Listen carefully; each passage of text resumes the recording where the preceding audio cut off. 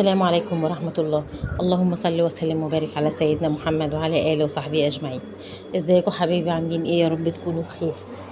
إيه، احنا النهاردة معانا فيديو جديد وخفيف ولذيذ ومش جديد جديد، يعني احنا عملنا كم مرة قبل كده معانا، بس المرة دي بقى ايه، بنحاول نغير ونختلف في حاجات يعني ديت كفتة، بس كفتة مش اللي هي اللي انا بعملها برغل كل مرة، او بعملها اللي كنت عاملاها بالصوص الابيض. دي كفتة اللي هي ايه، كفتة الحياتي على الفحم، بس مش على الفحم. شوفي بقى، ايوه ما افصح.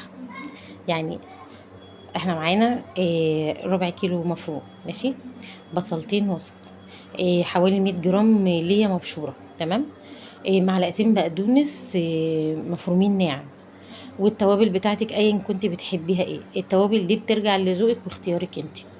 بن بن بندمج كل المكونات دي في بعضها، ونديها وقتها كويس قوي في الدعك، يعني حوالي 5 ل10 دقايق. بتدخليها كله في بعض لغايه ما تشوفي حمار اللحمه ده بيروح معاكي. بصي بيبقى لونها عامل ازاي، حوالي 5 او 10 دقايق بالكتير قوي. بتدخليها في بعضها كده لحد ما تحسي ان هي سمغت معاكي، فتلت كده او نسلت زي ما بيقولوا. بس كده. بعد كده بقى بتجيبي السيخ الجميل بتاعنا ده، بتجيبي صينيه كده متوسطه وبتدهنيها زيت خفيف. هي طبعا السمنه فيها اللي هي بتاعتها لازم يكون فيها نسبه دهون عشان تديكي طعم، ويبقى شكلها يبقى طعمها حلو، وتبقى جوسي طريه كده معاكي من جوه. بنصبعها كويس كده، الطول اللي يناسبك بقى. ممكن تعمليها قد الطول ده مرتين، او ممكن تعمليها بعرض الصينيه يكون صباع واحد كده طويل، او تعمليها زي ما انت شايفه كده. والله ابسط واسهل من كده مفيش، وبما ان الدنيا والجو صعب وحر جامد، والنور بيقطع والمطبخ بيبقى لا يطاق، فاحنا بنعمل الاكل اللي ما ياخدش معانا وقت ولا مجهود ولا يوقفنا قدام النار كتير.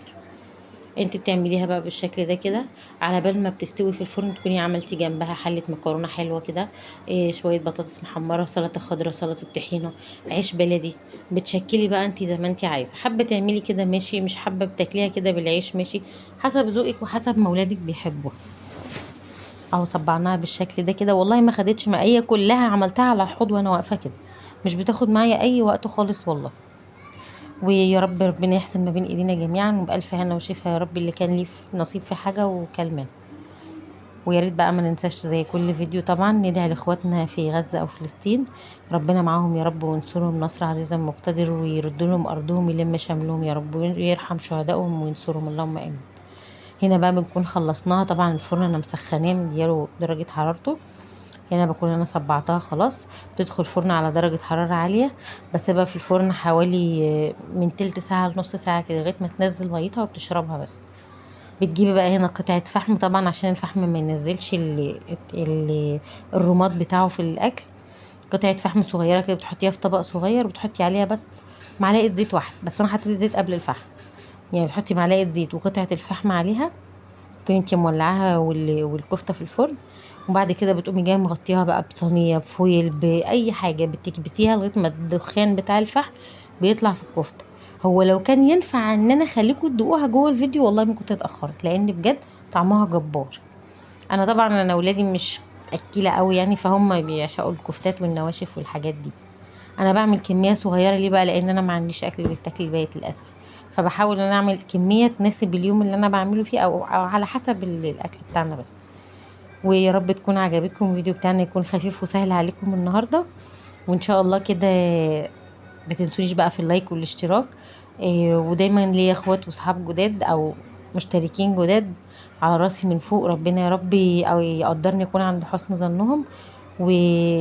وكل فيديوهاتي تعجبكم، ويا ريت لو في اي حاجه حابين ان انا اعملها يا ريت تطلبوها مني، ده شيء يسعدني ويفرحني كتير والله. ربنا يحسن ما بين ايدينا جميعا يا رب.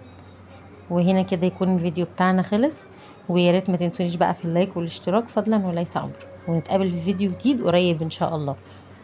مع السلامه.